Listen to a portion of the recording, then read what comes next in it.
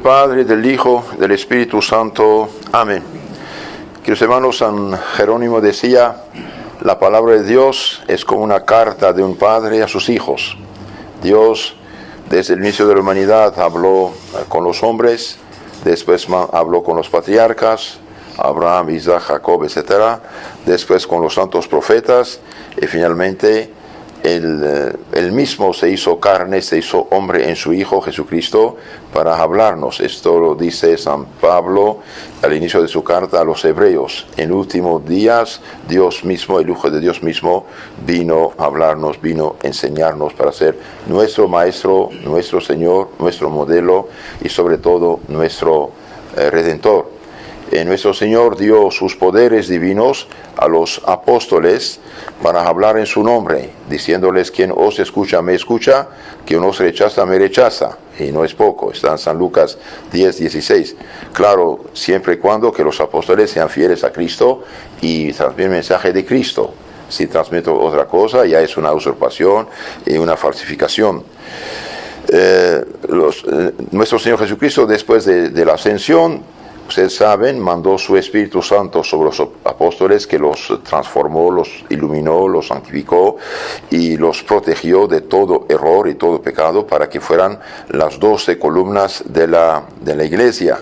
Poco más tarde va a escoger el número 13, San Pablo, que va de fanático judío, anticristiano, asesino, perseguidor, va a ser el gran San Pablo, el predicador por excelencia, ¿no?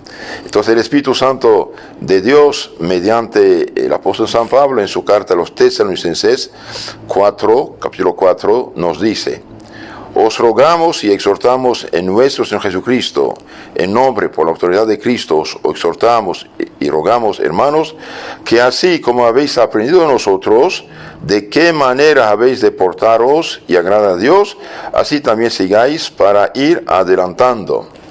El problema aquí dice: cómo habéis aprendido de nosotros, pero nosotros no lo vemos. Y lo no escrito se llama traducción apostólica.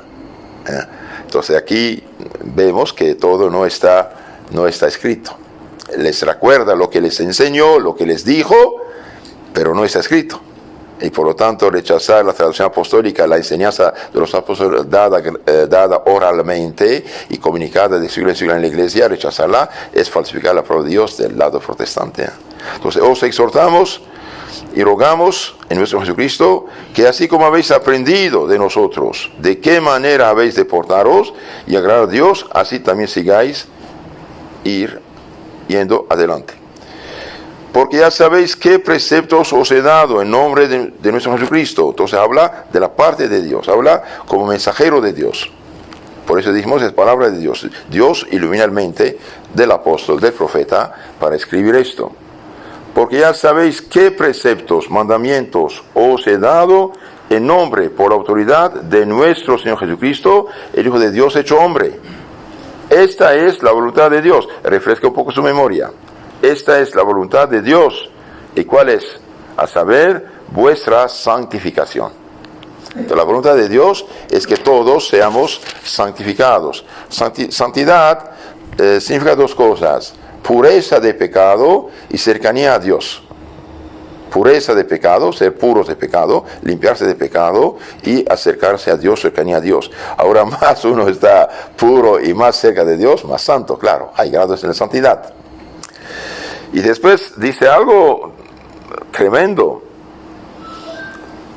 que os abstengáis de la fornicación, que sepa cada uno de vosotros que su propio cuerpo es un vaso, un templo de santificación y de honor, y que no debe entregar este cuerpo a sus pasiones como hacen los gentiles, los paganos que no conocen a Dios.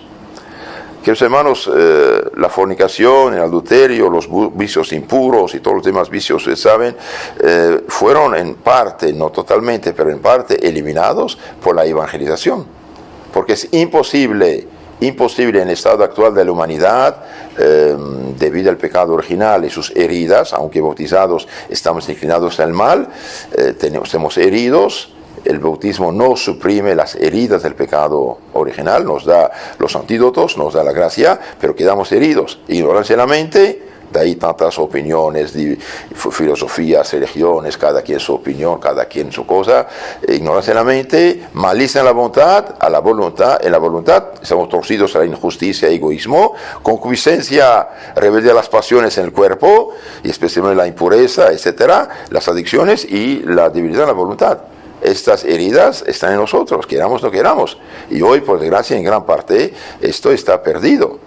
Oficialmente no lo niegan actualmente en la iglesia actual, pero en muchos lugares ni idea tienen de esas cosas. Y llegamos al pelagianismo puro en muchos sectores en la iglesia, como todo fuera natural. Entonces, es la iglesia que al evangelizar, al bautizar, al santificar a las almas, al alimentarlas con el cuerpo sangre de Cristo, frenó estas pasiones tremendas, rebeldes y muy poderosas. En nuestro catecismo básico de la fe católica dice cuáles son los frutos de la Eucaristía. Y bien, los frutos de la Eucaristía, de la comunión, recibir el cuerpo de Cristo, uno, aumenta la santidad, la gracia. Junto con la gracia aumentan fe, esperanza, caridad, virtudes y dones del Espíritu Santo. 2, borra la Eucaristía bien recibida en el estado de gracia, borra los pequeños pecados veniales, esas pequeñas manchas que no nos separan de Dios todavía, gracias a Dios. Y 3, nos preserva de los pecados mortales. La Eucaristía bien recibida, la comunión bien recibida, preserva del pecado mortal. Es un antídoto muy poderoso. Y es garantía de resurrección gloriosa y vida eterna. El que come mi cuerpo, bebe mi sangre, tiene la vida eterna. Y yo lo resucitaré el último día, dice nuestro Señor Jesucristo.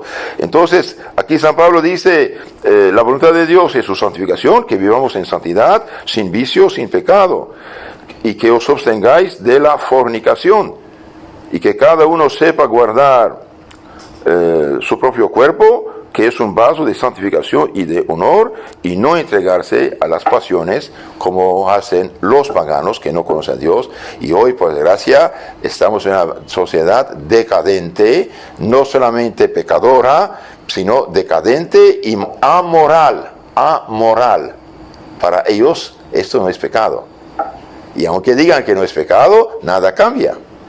En los pueblos paganos antes compraban, vendían la persona humana como animal y era legal, por ley humana, pero era inmoral, era injusto. Hacían la guerra a las tribus débiles para tomarlas como esclavos y comer su carne, o hacerlos trabajar como esclavos en su provecho. Era injusto, inmoral, pero era legal. Y no es porque algo es legal que es moral. Hoy, por ejemplo, permiten matar a los inocentes en seno materno porque 50 más 1 votaron y se puede matar. Aunque sea legal, es inmoral, es asesinato, no cambia. En el pasado, la impureza, la poligamia, Sodoma y Gomorra eran el pan cotidiano de los pueblos paganos. Entonces, ¿quién frenó esto? Es la evangelización, el bautismo, el alimento mediante la doctrina y mediante especialmente la Eucaristía. Y claro, perdón los pecados, la confesión de los pecados. Entonces hoy, por desgracia, estamos viviendo en un ambiente cada día más y más paganizado, y jovencitos de 14, 15 años piensan que ya pueden hacer todo con su cuerpo. Y yo conocí muchachos de 13 años ya teniendo hijos. No es normal esto. No es normal, algo no funciona. Debido a la decadencia tremenda, hoy la sociedad va al abismo. Toca a nosotros cristianos de conocer la verdad sobre Dios y de decir a los jóvenes y a los ancianos y a todos, nuestro cuerpo es vaso de templo del Espíritu Santo. No tenemos el derecho de mancharlo. Incluso los que se ponen de novios, bien que se ponen de novio con honor y castidad y pureza para fundar una familia. Los novios no tienen ningún derecho de nada uno sobre el otro. Nada. Lo que uno no haría con su propia madre y hermana, no puede hacerlo con su novio o novia, porque no son esposos. Vamos a casarnos. Y el día que te casas, eres esposo, esposa. Mientras eres un vulgar adúltero, más bien fornicario y concubino, etc. Eso no se hace. Esta es la voluntad de Dios, su santificación, que os abstengáis de la fornicación. y que sepa cada uno guardar su propio cuerpo, que es un vaso de santificación de honor, y no entregarse a las pasiones. Queridos hermanos, cuidado. Dios solo sabe cuánto daño nos hizo la televisión en los últimos, 70, 80 años, penetrando en todas las casas y en todos los hogares y en todos los cuartos prácticamente. Cualquier maestro de vicio y pecado entró en nuestras familias para hacer la educación inmoral de todos, viejos y jóvenes.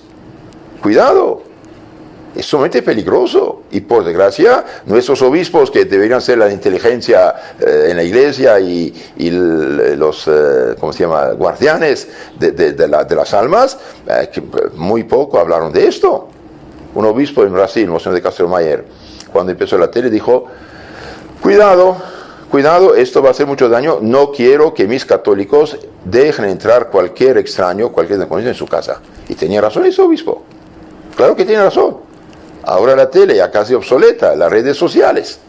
Cualquier pobrecito, chiquito, ya tiene acceso a toda la corrupción del mundo. Cuidado, que hermanos, cuidado.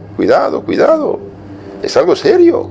Cualquier grupo, cualquier chat, cualquier cosa, o cualquier disque amigo, colega o pariente que te manda tonterías, que vaya al diablo. Bloquear esos números y eliminarlos de tu teléfono. Y si usted tiene la debilidad, la curiosidad tonta de empezar a discutir que sí, que no, cuidado, hijito, desde el inicio cortar, ¿no? Cuando uno discute con la tentación, ya está vencido. No discute con la tentación, cortar desde el inicio. No, somos cristianos, no somos paganos. Y hoy sí estamos viviendo en una sociedad paganizada, por desgracia. Tenemos varios siglos de descristianización lenta y constante. Y por desgracia, en los últimos 50 años, 60 años, en lugar que las autoridades de la Iglesia Católica tomen medidas estrictas de practicar el Evangelio como debe aplicarse, quisieron reconciliarse con un mundo apóstata, liberal, ateo, relativista. Viene en lugar de influir en él, la corrupción entró hasta en el santuario mismo. Hasta en el santuario entró la corrupción. Hoy los católicos, muchos de ellos, no viven los mandamientos. A ojos humanos, la mayoría de la gente que nos rodea, no hablo de los paganos, hablo de los mismos católicos, bien viven mal, viven en pecado, viven contra la ley de Dios. ¿Y qué dijo Cristo al joven cuando le preguntó qué debía hacer para entrar en los cielos? Dijo: guarde los mandamientos. Los mandamientos son 10, no solamente son 2.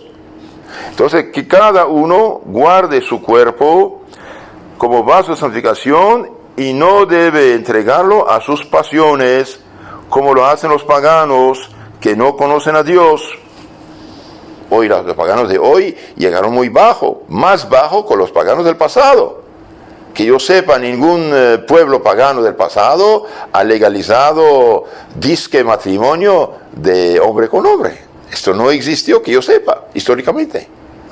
Y hoy lo metieron para ponerlo en las unidades católicas. Y apenas uno dice una cosa, esta gente perdida, desviada, esclava de sus pasiones, al borde del infierno por sus pecados, aunque no crea nada cambia, y bien te acusa a ti. Ahí eres homofóbico. ¿Qué es eso? Uno es, punto. Uno es hombre o es mujer. Dios no ha creado a Adán y Adán, ha creado a Adán y Eva, que son dos seres complementarios. Pero debemos tomar la palabra de Dios en serio. Capítulo 6 a los Corintios, primera carta, capítulo 6, 9 siguiente, dice: no se hagan ilusiones, no se hagan mentira mental, ni los fornicarios, ni los adúlteros, ni los borrachos, ni los maldicientes, ni los afeminados, ni los homosexuales, ni los maldicientes heredarán el reino de los cielos. No se hagan ilusiones. Y en la Efesios 5:5 dice: tenedlo por dicho y entendido. Una solemne advertencia: ningún fornicario, ningún avaro, ningún adúltero va al cielo si no se convierte. Ahora, ¿qué debemos hacer si hemos caído en la trampa? Bien, nuestro Señor murió por nosotros en la cruz. Dios subía por nosotros. En la cruz Jesús veía, conocía a cada uno de nosotros, nos mereció la salvación, y esta salvación merecida en la cruz, y por eso celebra misa frente a la cruz y no frente uno a uno, bien, esta salvación merecida en la cruz, Cristo la confió a su iglesia y la iglesia la comunica a las almas mediante los 7 sacramentos. Y el sacramentos, hay 2 sacramentos que purifican las almas del pecado: el sacramento del bautismo, para chicos si son chicos, para borrar el pecado original, y si son adultos, borrar el pecado original y pecado personal. Y si después del bautismo hemos fallado, pecado, nos manchado, bien pueden usar todas las técnicas filosóficas, etcétera, etcétera. Bien, sin efusión de sangre no hay remisión de pecados, dice San Pablo a los hebreos. La sangre de Cristo sola tiene poder de expulsar el pecado de nuestras almas, y esta sangre purificadora se comunica a nuestras almas de bautizados mediante la penitencia, la confesión. Esto también, por desgracia, fue falsificado por el demonio mediante todas estas sectas protestantes y iglesias ilegítimas, falsas, humanas, destructoras del Evangelio, se dicen evangélicas. Nuestro Señor, el día de la resurrección, el día de su victoria sobre la muerte, el infierno, el demonio, dio poder a los apóstoles, que eran sacerdotes, de expulsar el pecado. Reciben el Espíritu Santo. A quienes perdonan sus pecados quedan perdonados, y a quienes retienen quedan retenidos.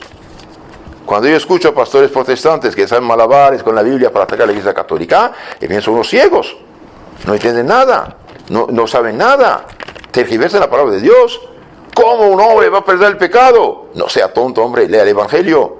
¿Qué dice el Evangelio? Reciben el Espíritu Santo. A quienes perdonan el pecado quedan perdonados. El sacerdote no perdona como hombre, perdona como ministro del Señor, instrumento del Señor.